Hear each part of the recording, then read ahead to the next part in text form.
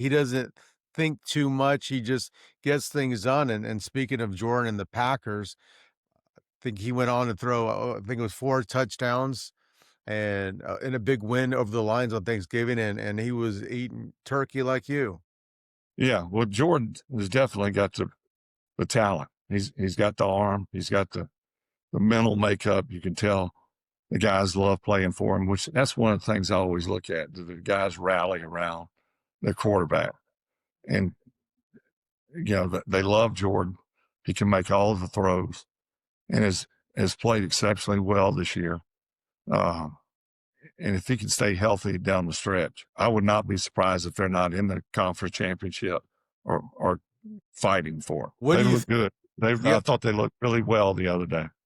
It's been a couple weeks since he's played that well, and he did it on a major platform. Yeah. There's a small degree of error in the NFL. I mean, as we know, it's a game of inches. What is it that Jordan needs to do from here on? I mean, we're almost in the fourth quarter of the season coming up. What does he need to do to make sure that he has the Packers on track? Well, I think just continue to play the way he's playing and stay healthy. Staying healthy is the most important factor. I mean, there's nothing you can coach him to do at this point in the season that they haven't talked about and dealt with already. If he stays healthy, of course, the guys around him have to stay healthy. You start losing linemen or receivers, then the chemistry is all out of whack. If they can stay healthy, there's no reason why they don't compete for the conference championship. But if they start losing guys, including Jordan, then it's going to be a crapshoot. Without Micah Parsons, do you think that they'd be where they're at right now, though? Because it seems to me, I mean, Micah's that dynamic defensive player. He just disrupts plays, and he's changing the dynamics of the whole game as well.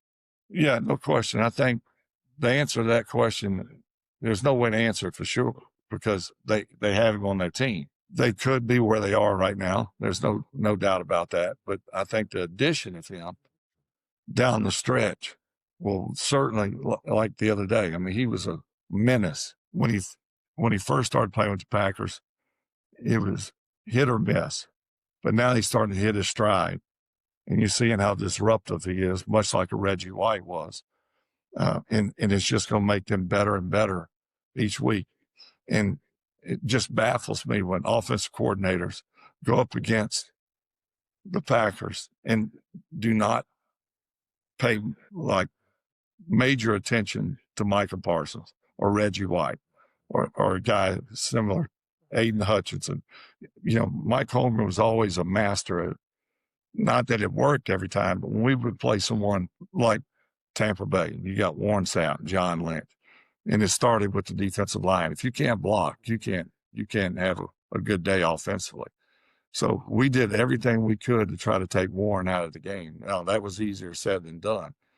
But it just baffles me what some of these offense coordinators, when they go in and they single up and try to block Micah Parsons or a similar player with one guy, and then he ends up disrupting your whole offense.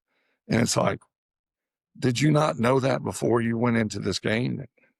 You got to take the best player out of the game or do your best in order to win each and every week. And when they don't do that, they learn the hard way.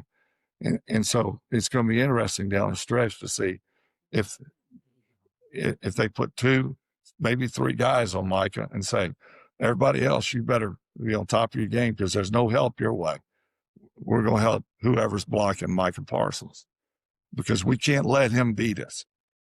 Now it's up to the other defenders to step up to the plate and make a difference. But multiple times the other day, they tried to block Michael with one guy. And no one guy can block him consistently.